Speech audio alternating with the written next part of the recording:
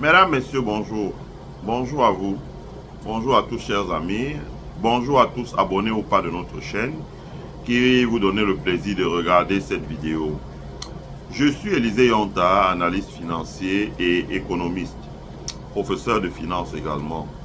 Donc, rapprochez-vous de nous si vous voulez suivre notre classe sur comment investir en bourse. Je fais une vidéo pour parler de la nomination par Issa Chiroma Bakary, qui était le vainqueur de la dernière élection présidentielle, mais on a assisté à un énième hold-up.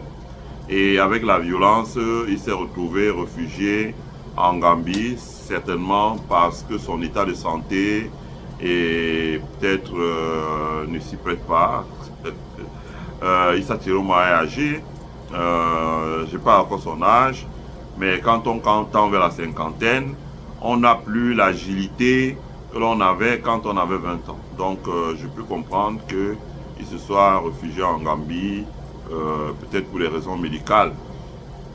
Donc cette semaine, Issa Chiroma a posté un communiqué sur sa page qui entérine la nomination en diaspora de plusieurs activistes de l'ex-brigade anti-Sardina, parce que la brigade anti-Sardina n'existe plus.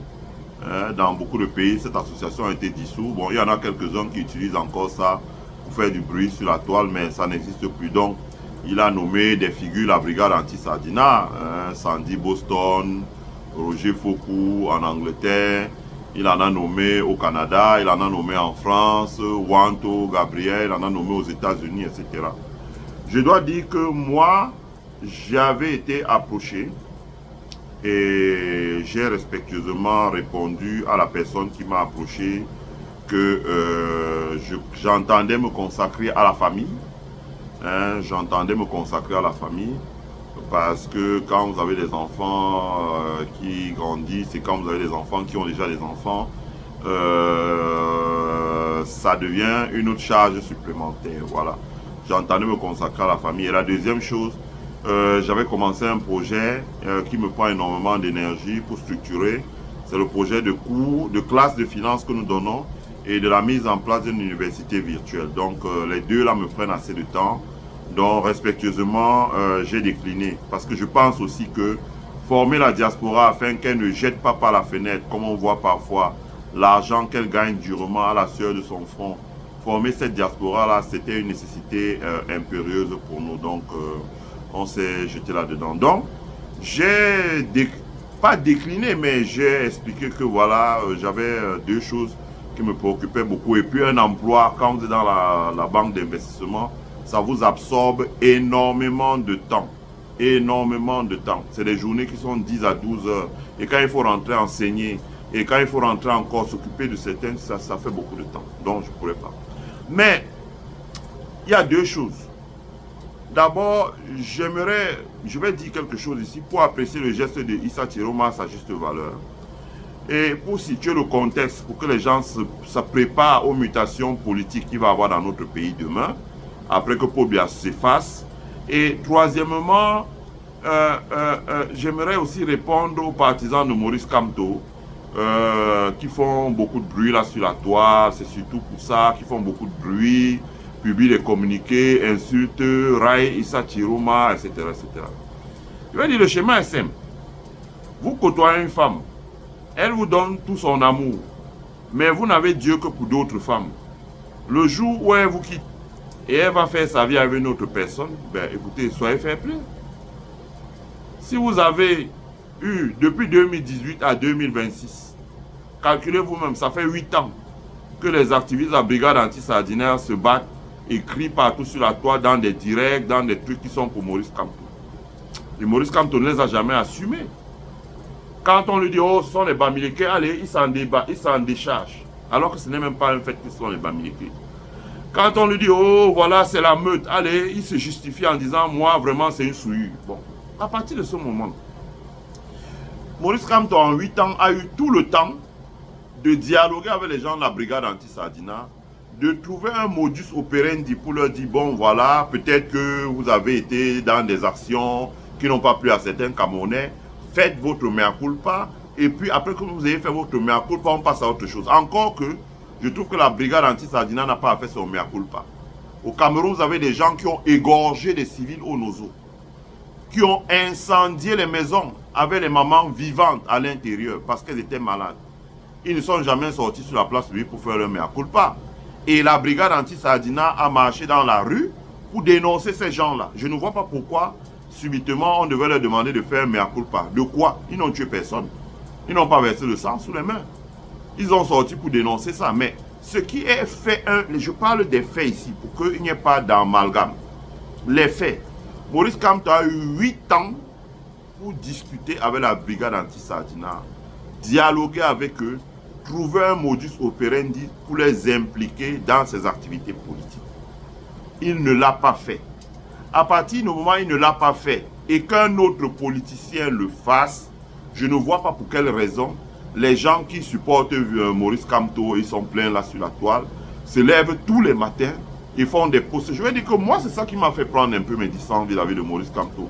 Après, Albin Zongan, qui est le spécialiste de la manipulation, a donné des éléments de langage aux gens sur la toile pour raconter comme quoi parce que Maurice Kamto serait venu à Washington et aurait refusé une photo. Quel est qui? Moi, j'ai les photos aussi avec les Hillary Clinton, j'ai les photos aussi avec les Bill Clinton, où j'ai été invité à l'Assemblée générale de leur fondation à New York, où je suis donateur. J'ai les photos avec les Obama, j'ai les photos avec des gens qui dirigent ce monde, qui font trembler la terre dans ce monde. Que je sache, Maurice Kamto n'en est pas un. Il a été un petit ministre délégué et tout. Il travaille sous les ordres d'Amadou Ali. Donc ne mettez pas les gens mal à l'aise avec les éléments, avec les choses.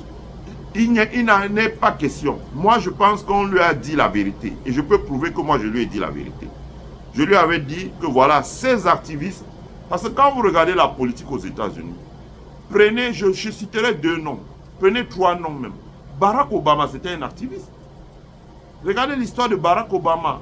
Quand il était étudiant à Los Angeles, quand il était étudiant à Harvard, c'était un activiste à fond la caisse.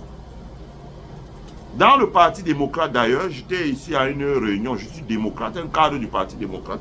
J'étais ici dans une réunion où Hassan Roth, qui a été le conseiller de Barack Obama, nous expliquait que voilà, les gens, le problème, le point faible du Parti démocrate, c'est qu'ils commencent à recruter les gens parce qu'ils ont des MBA, ils ont des PhD, ils arrivent, ils n'ont pas de fait d'âme. Alors que d'habitude, les gens qui adhèrent au Parti démocrate, c'était des activistes. Et je peux vous rassurer que moi, pendant les campagnes ici, j'ai rencontré du monde.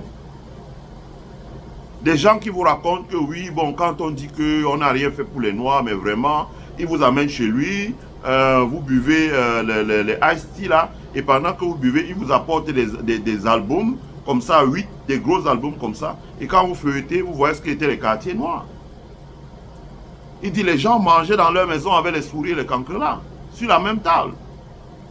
Ils donnaient même peut-être pour la souris pour qu'elle mange. Il y a eu tout un travail de fait, des combats qui ont été menés, des gens qui ont mené des combats pour le affordable housing, donc le logement social à la portée des bourses des personnes qui sont pauvres, des gens qui ont mené un combat pour l'arrêt de la drogue, les gens qui ont mené des combats pour les médicaments de VIH, pour les personnes dans les communautés, etc., etc. Ce sont souvent ces gens qui, après avoir mené ces combats, rejoignent le Parti démocrate. Obama était un activiste. Zoran Mamdani, qui a été élu maire de New York, Zoran Mamdani était un activiste. C'était un activiste qui a mené des combats. Rappelez-vous quand on est arrivé, bref, il y a plusieurs vidéos là sur la toile. Si vous tapez Zoran Mamdani, vous allez voir. C'était un activiste, mais avec une voix forte, qui a parcouru l'Amérique pour mener des campagnes d'activistes, soutenir des mouvements. John Lewis, à côté de Martin Luther King. John Lewis était un activiste. Ceux qui connaissent l'histoire, la ville de Selma, on disait voilà, vous ne pouvez pas traverser en venant du nord et traverser pour aller au sud. Parce que d'un côté vivaient les blancs, d'un côté vivaient les noirs, et il était défendu aux noirs de traverser ce pont-là pour aller de l'autre côté. Et les Martin Luther King ont dit ça ne va pas se faire comme ça.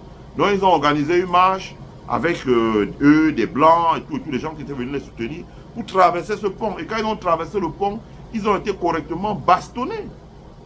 Mais John Lewis a fini sa carrière comme un leader du groupe parlementaire démocrate au Congrès américain. Jesse Jackson, qui est mort ici, venu de la Caroline du Sud, il s'est établi ici à Chicago. Jesse Jackson s'est battu dans la mairie contre les discriminations. Il était un activiste, il était avec Martin Luther King. Et après la mort de Martin Luther King, il n'a pas baissé les bras, il s'est battu même pour l'apartheid. Vous avez vu le discours que le président de l'Afrique du Sud a prononcé dans l'oraison funèbre de Jesse Jackson. Il a dit, écoutez, on me demande de parler en 2 minutes. Je ne peux pas parler de Jesse Jackson en 2 minutes. Je peux parler en 30 minutes. Parce qu'on ne peut pas raconter l'histoire de l'Afrique du Sud et de Jesse Jackson en 2 minutes. Ce n'est pas possible. Donc, s'il vous plaît, donnez-moi 30 minutes pour pouvoir parler de Jesse Jackson. Jesse Jackson était un activiste. Et après, Jesse Jackson s'est encarté dans le Parti démocrate. Et quand il s'est encarté dans le Parti démocrate, il s'est battu pour que, voilà, il devienne un candidat à la présidentielle. Et quand il était candidat à la présidentielle et il a perdu, il y a eu au sein un consensus qu'il avait proposé, un document qu'il avait proposé, qui a été adopté par consensus au sein du Parti démocrate. Et c'est ce document-là qui a ouvert la porte à Bill Clinton, Barack Obama et Joe Biden pour qu'ils deviennent présidents. Ce serait long à expliquer ici, là. Donc, on ne peut pas considérer des activités, parce que moi, j'ai travaillé avec Maurice Kamto. Il y a des choses que je ne dirai pas, mais il y a des choses que je peux dire. Je n'invente rien, je ne le discrimine pas, il est vivant. Il peut regarder la vidéo, il a mon numéro de téléphone, il peut m'appeler. J'ai son numéro de téléphone, je peux l'appeler. Dans la tête de Maurice Kamto, et ça c'est une femme politique camerounaise qui m'avait dit ça avant que je n'aille collaborer avec lui. Elle m'a dit, écoute, dans la tête de Maurice Kamto, il considère, et la preuve, c'est ce que Paul Biya a fait, et c'est ce qui explique l'échec de Paul Biya. Ahidjo prenait des gens qui faisaient des choses. Peu importe s'il y avait des MBA, des doctorats, etc. Les Marigon Bois à Marcel, les Christophe Foufier, et tous ces gens qui ont travaillé avec Ahidjo, qui ont été proches de lui, à qui il a confié les responsabilités, ce n'étaient pas forcément des gens qui avaient des diplômes universitaires, mais c'est des gens qui avaient le patriotisme, la volonté, l'envie de réaliser quelque chose pour le Cameroun. Voilà, Ahidjo prenait ces gens. En revanche, quand Paul Biya est arrivé, il a commencé à prendre les professeurs. Professeur agrégé, Jean Gango, professeur agrégé ceci, professeur agrégé cela, ouais, Edouard Titus, etc., etc. Il a rempli les agrégés un peu partout. Et quand il a rempli les agrégés un peu partout, tout le monde a vu la suite de ce que cela a donné. Voilà. Tout le monde a vu la suite, comment les agrégés que Paul Biya a nommés ont fait. Et moi, si je reproche un peu à Maurice Kamto, c'est un peu ça.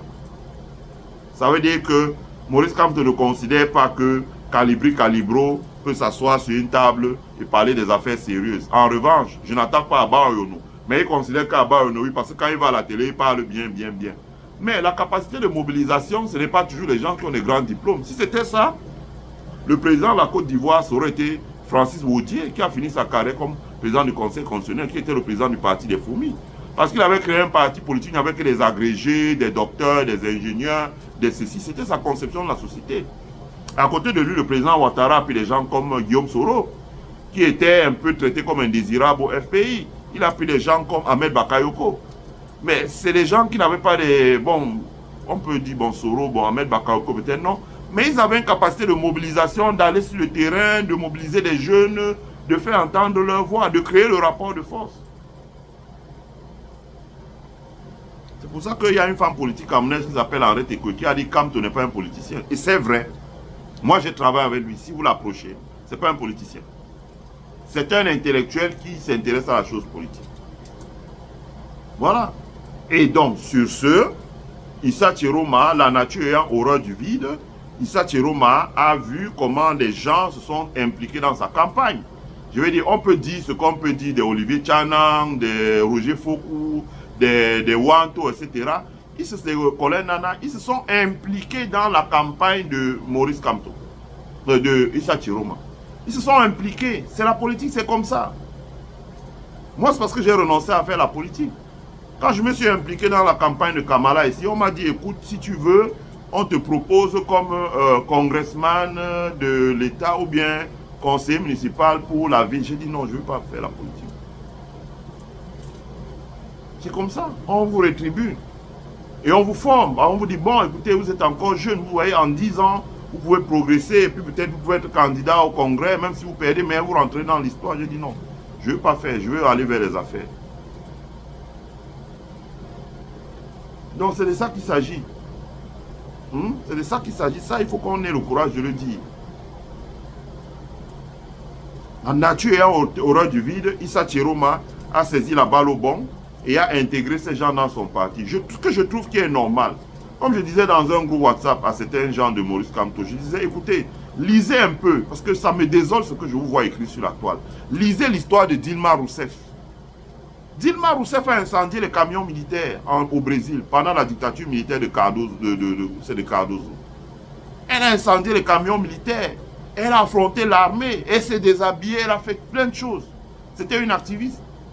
Après, quand Lula est arrivé au pouvoir, elle est rentrée en politique. L'avait pris en politique. Elle est rentrée en politique. Elle s'est formée. Elle est devenue une élue. Elle a travaillé avec Lula, etc. Elle était vice-présidente. Après, elle est devenue présidente du Brésil. Je n'ai pas dit que, comme je disais ça, quelqu'un me dit, ah, bon, donc tu veux dire que Sandy Boston. Non, mais je veux dire qu'on peut démarrer sa carrière comme activiste. Et c'est le reproche que moi je fais au parti politique au Cameroun. Parce que je vois ici aux États-Unis, là, au sein du Parti démocrate, je vois comment ça se passe. Les enfants arrivent, ils militent, ils se battent pour ceci. J'ai plein de camarades avec qui, par exemple, j'ai fait le MBA et tout, qui sont aujourd'hui déjà des élus. Qui sont déjà des élus. Peut-être à la ville, peut-être à la tête au county, peut-être plein de choses. Qui sont des élus, mais je ne vais pas les citer là. Parce qu'ils commencent d'abord par se battre pour une cause. Ils se battent pour des causes. Ils mobilisent la communauté. Quand il y a des inondations comme maintenant, ils mobilisent la communauté pour pouvoir remplir les sacs de sable, faire des digues, construire des digues pour empêcher que l'inondation s'accentue, dévier les cours. Ils font plein de choses. Et après ça, les partis les intègrent toujours. Les partis vont les chercher, les intègrent, les donnent une formation, les investissent. Le cas patent, c'est Zoran Mamdani. Zoran Mamdani se battait, organisait les marches tous les jours à New York. Il ne faisait que ça, il ne travaillait pas vraiment. Il faisait que ça. Et après, le parti l'a pris en main, l'a investi, a mis en place de lui des technocrates. Lui est un politique. Tu vois le mentoring qui bénéficie de Bernie Sanders, de Barack Obama et de sénatrice Elizabeth Warren pour l'amener, pour qu'il réussisse. C'est ça la politique. C'est même pas pour dire que bon, parce que c'est Calibri, etc. Il peut pas, il faudrait qu'on mette quelqu'un que je connais pour rechercher les enfants qui ont les masters et qui sont fils d'eux. C'est eux qu'on va intégrer à la politique. On nous refait du Paul Biya sans Paul Biya. Ça ne marchera pas. Et j'ai regardé le professeur Ouellet, il a raison de dire que ni Kamto, ni Maurice Kamto, ni Issa Chiroma ne vont présider le Cameroun. Et ça, c'est vrai. Il ne faut pas que Kamto perde le temps aux gens là. Il ne doit pas être président au Cameroun. Ce n'est pas comme ça. Il ne fait rien de neuf que Paul Biya n'ait fait. Donc, les gens désormais regardent ça. Parce qu'il faut qu'ils disent bien, quand tu commences la politique, c'est tout neuf en 2011. Bon. Mais 14 ans, 15 ans plus tard, ben, tu as eu le temps de faire des erreurs. Tu as eu le temps de faire des erreurs. Et quand tu as eu le temps de faire des erreurs en 15 ans, ben, les gens, tu n'es plus tout neuf, tu ne fais plus rêver. Hein? Donc, Issa Chiroma, je trouve, je veux dire, je ne suis pas militant de son parti. Je ne discute pas avec, je n'échange pas avec lui. Je me suis mis en retrait. Mais la raison pour laquelle je fais une sortie, c'est parce que je dis pas de manipulation. Pas de manipulation de notre jeunesse. Que les activistes de la brigade anti-Sardina quittent l'arène de l'activisme pour rentrer en politique. Je trouve que ce n'est que la suite logique dans leur progression politique. Et c'est ce que Maurice Kamto aurait dû faire. Et c'est ce que je lui avais proposé. De prendre ces enfants-là, de les former, de ne pas nous faire les affaires de John Fundi. Hein? L'affaire de Elimi Lobe et Carlo Ngwalem dans Douala 5e, tout le monde connaît ça. Les Ngwalem, c'est les enfants qui sont sortis dit dans la rue contre pour John Fundi. Qu'est-ce que John Fundi a fait pour eux? Est-ce qu'il les a enrôlés, fait qu'ils soient... Rien. C'était les activistes. Mais en revanche, il allait prendre Elimi Lobe, qui n'avait aucun fait d'armes dans le SDF. Poussait simplement peut-être pour plaire à des lobbies. Et il a investi Elimi Lobe. Bon, on connaît la suite, je n'ai pas envie de l'expliquer. Et l'année d'après, Ngwalem s'est présenté, il a battu Elimi Lobe dans les primaires. Ngwalem a été candidat. Quand Elimi Lobe a été candidat, John Fundi est venu rester à Douala pendant 1 mois pour soutenir Elimi Lobe. Quand Carlo Ngwalem a été candidat, de ma mémoire, je n'ai pas vu John Fundi soutenir Carlo Ngwalem, qui a gagné et que son ami l'a trahi au lycée de Makepe en prenant des sacs d'argent pour falsifier les procès verbaux et mettre Ngwalem hors jeu. Ndaran Founi l'a quand même mis main adjoint parce que c'était tellement flagrant. Je veux dire que vous ne pouvez pas utiliser seulement, et c'est le reproche que moi je fais à la classe politique camerounaise. Vous ne pouvez pas utiliser seulement les enfants des gens pour aller parler sur la toile, dire du trash, etc., faire des marches, poser des actions, et après vous les traitez comme des pestiférés, parce que dans la tête, vous avez dans votre tête que vous allez mettre vos enfants et les enfants de vos amis, si jamais vous avez une parcelle du pouvoir pour diriger. Ça ne marche pas comme ça, et ça ne marchera plus comme ça. Et je trouve que Issa Chiroma a posé un acte loyal. Et moi, j'ai un message pour les activistes qui sont là. Comme a dit Roger Fokou, j'ai suivi son direct sur la part d'Olivier Tchanan. Il faudrait maintenant qu'ils comprennent qu'à partir du moment où ils s'engagent dans un parti politique, ils ne sont plus des activistes. Donc, il faudrait maintenant qu'ils changent de posture, qu'ils travaillent à se former. C'est très important. Se former, avoir le mentorship, parler, travailler sur la communication, travailler sur un programme, travailler sur l'organisation, etc., etc., travailler sur le recrutement de nouvelles personnes, travailler sur, voilà, etc., etc., etc., etc. Et tout fait un parti. Hein? Et moi, je dirais que Issa Chiroma, c'est l'opportunité pour lui. Il profite de la faiblesse de Maurice Kamto sur certains pans pour pouvoir, voilà, Maurice Kamto, dès qu'on dit, oh, voilà, les Bamileke, il fuit. Il fuit quoi? Mais il est Bamileke. Alors les gens vont m'opposer le fait que, ouais, au Conseil constitutionnel, il avait dit qu'il assume le fait qu'il soit né à l'Ouest. Ça, c'est le discours. Mais dans les actes, on n'a pas vu. Dès qu'on dit, oh, vous savez, c'est la meute. Mais la meute de quoi? Ceux qui... Vous avez suivi le discours du pape au Cameroun.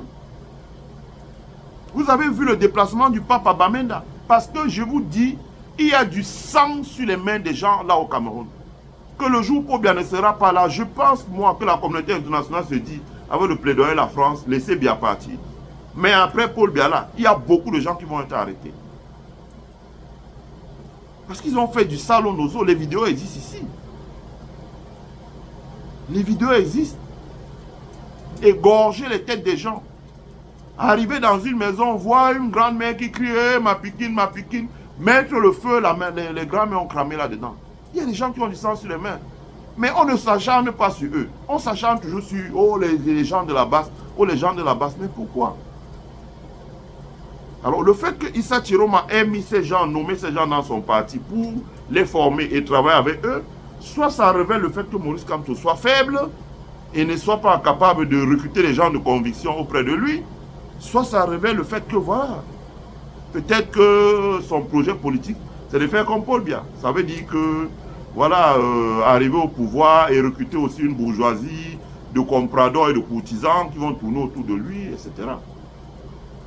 Bon, ayons le courage de le dire. Et enfin, moi, je voulais dire une chose. La politique, c'est un univers, comme on dit, le landscape, le sol bouge beaucoup sous vos pieds. Moi, j'étais un jeune homme en France à 17 ans. Quand Houphouët-Boigny s'en allait, je crois, en 94, on était tout jeunes. Et on était là, ça s'est passé devant nous. Ça s'est passé devant nous. Vous comprenez? Ça s'est passé devant nous. Ça s'est passé devant nous. Nous avons vu comment ça s'est passé.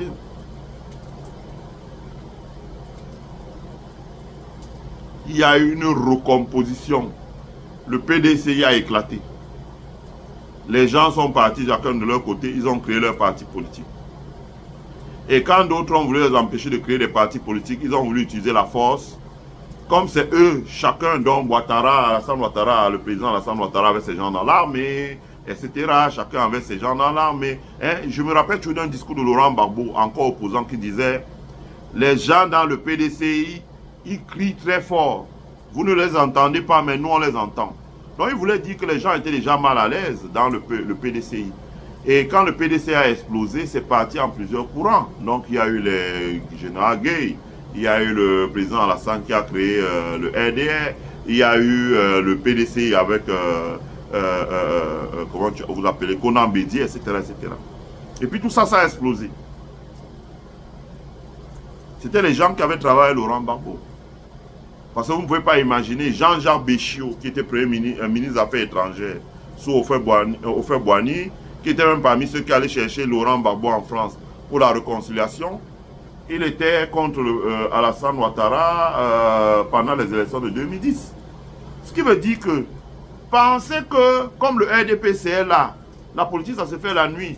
Tous sont avec Paul Biya à l'heure où on parle là. Mais il faut se tromper. Il ne faut pas se tromper. La preuve, il a arrêté l'opération épervier, c'était pour éviter la dislocation de son parti. Donc, le jour où Paul Biya s'efface de la scène politique, il y aura une recomposition totale. Et pour la recomposition totale, qu'est-ce qui va se passer? Les gens vont aller faire la cour aux gens dont ils estiment qu'ils peuvent porter une parole forte pour leur parti. Donc ce n'est que la première étape. Je suis même persuadé que parmi les gens que Issa Chiroma a nommés dans son parti-là, il y en a encore qui seront approchés par d'autres personnes et qui vont quitter le parti d'Issa Chiroma pour aller rejoindre d'autres personnes. Vous verrez. La politique, c'est comme ça. Regardez seulement la France. Regardez une fois que Jacques Chirac s'est effacé. Comment il y a maintenant Horizon avec les anciens gens de Juppé. Il y a maintenant les républicains, maintenant c'est Routaillot. D'autres sont partis vers En Marche, etc. C'est ça recomposé. C'est la même chose qui va se passer au Cameroun. Il y aura une recomposition. Regardez la France insoumise. Bali Bakayoko qui gagne là, c'était un communiste. Il est venu à la France, etc., etc. Il y aura une recomposition. Et de nouveaux partis politiques vont apparaître et qui vont attirer du monde. Et vous verrez que les anciens activistes de la base là seront courtisés. Même ceux qui ont décidé de quitter l'arène politique là seront courtisés pour revenir, reprendre une parole. Les gens vont leur dire, je te nomme dans le comité central de mon parti, je vais aux élections, si j'ai 10-20% des députés, nous aurons un groupe parlementaire, nous pourrons peut-être avoir des postes ministériels pour gouverner, des trucs de sénateurs, nous entendons vous investir. Et les gens vont y aller. Ils n'ont pas la propriété de Maurice Kamto. Il faudrait que les gens se préparent à ça. C'est la politique, c'est le jeu politique. Ça marche comme ça. Ça marche comme ça. Je regardais l'autre jour le trombinoscope des membres du gouvernement de Sandaogo Damiba. Je m'aperçois qu'il y a des gens qui ont gouverné avec Sandaogo Damiba qui sont venus dans le gouvernement d'Ibrahim Traoré. Et Sandaogo Damiba en prison, vous ne les avez pas vu sortir pour dire que vraiment, non. La politique, c'est comme ça. Il ne faut pas que les gens se fendent là sur la toile dans des vidéos, ils racontent des choses, ils insultent. Non, non, non, non, non, non. Une fois que Paul Biya s'efface là, vous allez voir apparaître des formations politiques. Le RDPC d'abord va exploser, ça c'est clair. Vous allez voir apparaître des formations politiques. Vous allez voir apparaître plusieurs personnes, des formations politiques. Et vous allez voir les gens maintenant commencer à se battre. Regardez même le Gabon. Regardez par exemple le Gabon, quand Oligui Nguema est arrivé aux affaires. Il y a une recomposition de l'arène politique. Le PDG est mort. Il y a un nouveau parti qui est sorti de terre. Dans ce parti, vous retrouvez les gens de Jean Ping. Dans ce parti, vous retrouvez les gens de Zumandama. Dans ce parti, etc., etc. C'est la politique. Quand quelqu'un arrive au pouvoir, il va aller appeler peut-être, il dit, bon, ok, vraiment, tu es Jean Kété, je te mets à la retraite. Et il lui dit, bon, écoute, mets-moi 3 noms là des personnes que tu voulais que je mette pour qu'ils assument ton héritage politique. Et, ou bien, voilà, c'est un nom, ici, là. Ou bien, 10 noms, je vais en prendre 2. Je vais faire des enquêtes de moralité, j'en prendrai 2. Ça se passe comme ça. Ça se passe comme ça. Donc, vous n'avez pas dit, oh non, et même dans le MSC de là, vous allez voir. La preuve, si Chiroma avait pris le pouvoir, bien malin qui peut me dire si les maîtres Sim qui étaient allés soutenir Chiroma étaient retournés dans le MSC, si on leur avait proposé le poste de ministre de la Justice. Bien malin qui peut me dire. Bien malin qui peut me dire si les Méli Tchakwam, si on les avait proposé un poste peut-être de secrétaire général adjoint de la présidence, seraient restés encore avec Kamto. Bien malin qui peut me dire. Personne ne peut me dire. C'est la politique. Les gens s'engagent parce qu'ils sont appelés à servir l'État. Voilà. Et donc je dis encore que, il ne faut pas que les gens commencent à avoir des réactions puériles, instinctives. Demain, il y aura une recomposition de l'arène politique dans notre pays. Beaucoup de gens sont susceptibles de migrer après Paul Biya. Ouais. Parce que celui qui arrive, quel que soit celui qui arrive, les gens qui ont fait 40 ans avec Paul Biya là, travailler, les Jacques Famendongo, etc., tous ces gens-là, il va les envoyer au quartier. Il va prendre la génération intermédiaire, mais il va essayer de faire un mix. Quand Brice Koté Oligui Nguema est arrivé au pouvoir au Gabon, il a appelé Laurence Ndong. Aujourd'hui, elle est ministre de la fonction publique. Il a appelé Maï Mouissi. Laurent Ndong s'est battu toujours aux côtés de Jean Ping. Maï Mouissi s'est battu toujours aux côtés de Pierre Mamboundou. Est-ce on dirait qu'ils ont trahi? Il les a mis au travail. Il faudrait que les gens se préparent. Cette histoire où dès que quelqu'un fait un choix, on ne voit que les traîtres partout. Mais qui êtes-vous? Je ne vais pas citer le nom des gens qui balancent ça sur la toile. Je pense que c'est la politique. La politique, c'est comme une entreprise qui recrute des gens. Vous pouvez être meilleur ici. Une entreprise dit, je vous fais venir parce que je vous propose tel projet. Et tel projet-là, c'est plus excitant que ce que vous faisiez là-bas. Maurice Kamto n'a rien proposé aux activistes de la base pendant 8 ans. Issa Chiroma arrive, leur propose. Il n'a pas intégré, par exemple, les Calibris. Les Calibris, peut-être, ont leur raison. Peut-être, il y a des gens qui les appellent en dessous, disent que non, moi, tu vois, ça va bouger, je vais faire comme ça, etc. Patiente. Ils vont patienter et puis voilà. C'est comme ça. Ce sont des gens engagés. À partir de ce moment où ils sont engagés, c'est aux partis pour lesquels ils ont apporté leur soutien de leur proposer un challenge. Ce qui n'a pas été le cas. À partir de ce moment, s'il n'y a pas le cas, ce n'est pas le cas. Si un autre parti leur propose un challenge, libre à eux d'y aller. Et ça ne devrait pas créer des remous. Voilà. Il n'y a pas de quoi fouetter un chat, comme on dit souvent dans le jargon. Je remercie tous ceux qui ont suivi ma vidéo. Je vous souhaite à tous et à toutes de passer une agréable semaine. Et partagez la vidéo sur votre mur. Partagez la vidéo dans vos groupes WhatsApp. Partagez la vidéo dans vos groupes Facebook. Laissez vos commentaires dans le chat. Soyez courtois. N'insultez pas. Il n'y a pas de raison d'insulter. Je n'ai insulté personne ici. J'ai fait l'analyse. J'ai essayé d'expliquer les choses pour que les gens comprennent. Donc, il n'y a pas de raison d'insulter. Donc, restez courtois. Exprimez-vous poliment et puis on va vous répondre. Voilà. Et donnez 1, 2 ou 3 $ pour soutenir le développement de notre chaîne. Dans un thank you, il y a le gros cœur là, vous pressez dessus et vous donnez ce que vous voulez pour soutenir le développement de la chaîne. Je vous souhaite à tous et à toutes de passer une agréable semaine. Bye.